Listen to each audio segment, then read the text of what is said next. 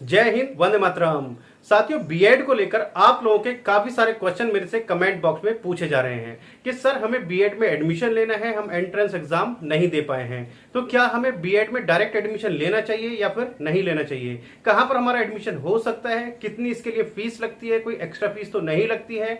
हम यदि direct admission लेते हैं तो क्या हमारी डिग्री वैलिड होगी या नहीं होगी? तो साथियों, आप लोगों के इस टाइप के बहुत सारे क्वेश्चंस हैं, तो आप लोगों के जितने भी क्वेश्चंस हैं उन सब का आंसर आपको इस वीडियो में मिलने वाला है। तो वीडियो में अंत तक बने रहिएगा और यदि आप चैनल पर नए हैं तो चैनल को सब्सक्राइब कर लीजिएगा और बेल आइकन को प्रेस करना मत भूलिएगा, क्योंकि मैं आपके लिए इसी तरीके की वीडियो लाता रहता हूं। तो साथियों, बात करते हैं, यदि आपने एंट्रेंस एग्जाम नहीं दिया है और बीएड में आप एडमिशन लेना चाहते हैं तो क्या आपको डायरेक्ट एडमिशन लेना चाहिए या फिर नहीं लेना चाहिए? तो साथियों, हम पहले इसी टॉपिक को क्लियर करते हैं। तो साथियों, आपको बता दें, यदि आप एंट्रेंस एग्जाम के थ्रू एडमिशन लेते हैं तो उसमें कोई प्रॉब्लम नहीं होती है। अब बात करते हैं, यदि आपने एंट्रेंस एग्जाम नहीं दिया है और डायरेक्ट एडमिशन लेने के लिए आप जाते हैं तो आपको लेना चाहिए या फिर नहीं लेना चाहिए? तो साथियों, यहां पर दो पॉइंट हैं। एक तो जो आपकी प्राइवेट यूनिवर्सिटी होती हैं, यानी कि जो प्राइवेट यूनिवर्सिटी होती हैं अपने आप में वो बीएड कराती हैं। तो साथियों, प्राइवेट यूनिवर्सिटी से यदि आप बीएड करते हैं तो उस यूनिवर्सिटी को अच्छे से देख लीजिएगा कि उस यूनिवर्सिटी के पास एनसीटीई का अप्रूवल है या नहीं है, और जिस सत्र में आपका एडमिशन हो रहा है उस सत्र का आपका एनसीटीई का लेटर आपके उस यूनिवर्सिटी के पास होना चाहिए, पहला पॉइंट। दूसरा, उस यूनिवर्सिटी की पोजीशन, उस यूनिवर्सिटी की रेपो कैसी है, वो ब्लैक लिस्टेड तो नहीं है, वो जो इस टाइप से कराती है कि बीएड बच्चे नॉन अटेंडिंग या बच्चे आ रहे हैं या नहीं आ रहे हैं, या कुछ और भी जो यूनिवर्सिटीज कर रही हैं आजकल, तो उस कैटेगरी में तो वो नहीं है। यदि उस कैटेगरी में है तो उसमें आप बिल्कुल भी बीएड मत कीजिएगा, क्योंकि आप गवर्नमेंट में जाते हैं तो कहीं ना कहीं फिर प्रॉब्लम होती है। तो मैं आपसे सजेस्ट करूंगा कि यदि आप प्राइवेट यूनिवर्सिटी से भी बीएड करते हैं तो वो एक अच्छी यूनिवर्सिटी होनी चाहिए, बढ़िया सी यूनिवर्सिटी होनी चाहिए, और उसकी जो पोजीशन हो वो थोड़ी अच्छी हो। तो आपको मैं यही सजेस्ट करूंगा। अब दूसरा ऑप्शन आता है कि सर यदि हम प्राइवेट ना लेकर के जो आपकी स्टेट गवर्नमेंट यूनिवर्सिटी है उनके कॉलेज में हम क्या डायरेक्ट एडमिशन ले सकते हैं यदि हमने एंट्रेंस एग्जाम नहीं दिया है? जी हाँ, बिल्कुल आप ले सकते हैं। तो जो आपकी स्टेट गवर्नमेंट यूनिवर्सिटी होती हैं उनके कुछ माइनॉरिटी के कॉलेज होते हैं। अब माइनॉरिटी का मतलब ये नहीं है कि सिर्फ उसमें माइनॉरिटी के बच्चों के ही एडमिशन हो सकते हैं।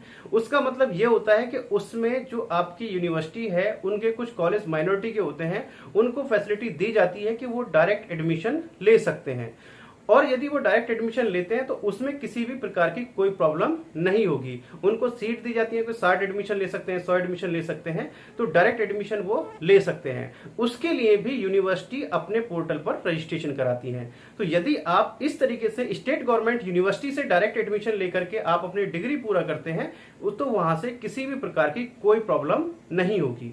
अब यहां पर दूसरा क्वेश्चन आता है कि सर इसके लिए फीस कितनी लगती है?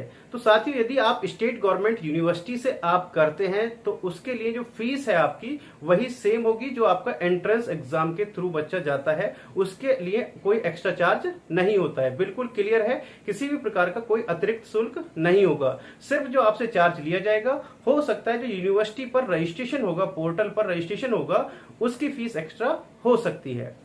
इससे आगे बात करें कि सर इसको करने के बाद में क्या हमारी डिग्री वैलिड होगी या नहीं होगी?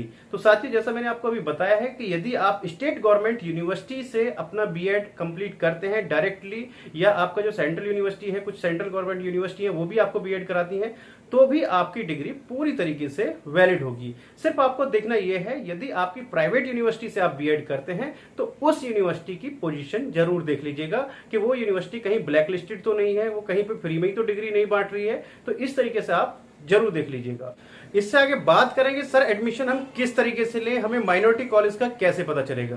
तो साथियों, जैसा मैंने आपको बताया कि स्टेट गवर्नमेंट यूनिवर्सिटी जो होती है उनकी साइट पर डायरेक्ट रजिस्ट्रेशन होते हैं, डेट आती है, उसके बाद में जो माइनॉरिटी कॉलेज होते हैं उनकी सीट अलॉट होती हैं। तो साथियों, उसके लिए आपको जो पोर्टल ओपन होता है तब आपको रजिस्ट्रेशन करना होगा। तो वहां पर आपको देखना होगा जिस भी एरिया में आप आते हैं कि आपके एरिया में स्टेट गवर्नमेंट यूनिवर्सिटी कौन सी लगती है, उसके फॉर्म कब तक आते हैं, तो आपको यूनिवर्सिटी के संपर्क में रहना होगा। और अधिक जानकारी के लिए यदि आपको पता करना है कि सर कौन सा कॉलेज बेस्ट रहेगा, हमें किस तरीके से एडमिशन ले, और हमें जो हमारी स्टेट गवर्नमेंट यूनिवर्सिटी है उसके फॉर्म कब निकलते हैं, और अधिक यदि आपको काउंसलिंग करनी है डिटेल में, तो डिस्क्रिप्शन बॉक्स में मैंने एक लिंक दिया हुआ है सक्षम स्कॉलरशिप का, वहां पर जाकर जाकर आप अपना रजिस्ट्रेशन कर सकते हैं। तो जो हमारे काउंसलर हैं वो आपको पूरी तरीके से सेटिस्फाई करेंगे, पूरी डिटेल में आपको एक्सप्लेन करेंगे। उसका आपसे किसी भी प्रकार का कोई चार्ज नहीं लिया जाएगा, बिल्कुल फ्री ऑफ कॉस्ट है। इससे आगे बात करते हैं कि सर यदि हम डायरेक्ट से एडमिशन लेते हैं तो क्या हमारे एग्जाम अलग होते हैं या उन्हीं के साथ होंगे। तो साथियों, जो आप डायरेक्ट एडमिशन लेते हैं तो आपके एडमिशन अलग नहीं होंगे। जब स्टेट गवर्नमेंट यूनिवर्सिटी जो आपके काउंसलिंग के थ्रू एडमिशन हुए हैं उन्हीं के साथ में आपके एग्जाम फॉर्म भरे जाते हैं, उन्हीं के साथ में आपके एग्जाम होते हैं, किसी भी प्रकार का कोई परिवर्तन नहीं होता है।